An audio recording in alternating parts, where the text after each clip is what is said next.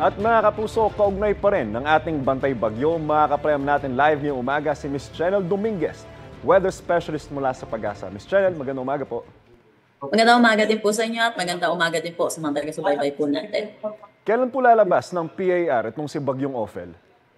So nakikita po natin, possible po lumabas siya mamayang hapon din po ng ating Philippine Area of Responsibility. Pero ito ay bahagya lamang po at papasok po ulit po ng ating Philippine Area of Responsibility. Pero ito po ay patungo na ng Taiwan at doon po siya magkakaroon po ng pagbaba ng kategory hanggang sa maging isang ganap na low pressure area na lamang po ito sa mga susunod na araw.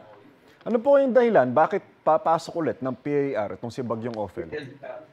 Yes po, sa nakikita po kasi natin, ito pong bagyong si Ophel ay may katabi po na high pressure area dito po sa northeastern portion po ng ating bansa. Ito po yung nagdadrive po sa kanya para pumasok po ulit siya ng ating Philippine Area of Responsibility. Dako naman po tayo dito sa Bagyong Pepito, no? Kailan po kaya at saan inaasahang magla-landfall itong si Pepito? At ano-ano pong lugar yung makakaranas ng malalakas na ulan at hangin?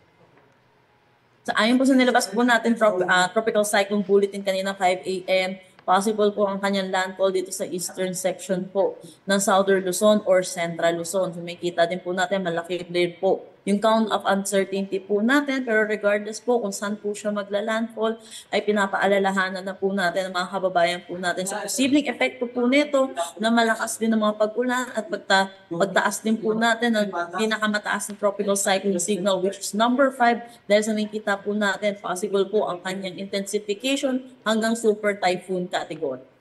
Sa track po nito ni Bagyong Pepito, makikita po natin na sakop ng cone of uncertainty itong Metro Manila at Calabarzon. Ganun pa rin po ba yung nakikita natin na track nito ni Pepito at magiging maulan po kaya itong darating na weekend?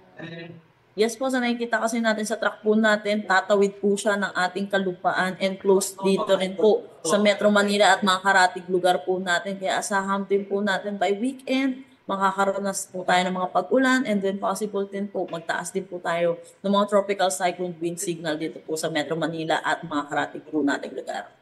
Maraming salamat at magandang umaga po, Ms. Chenel Dominguez, weather specialist mula sa Pag-asa. Ingat po kayo.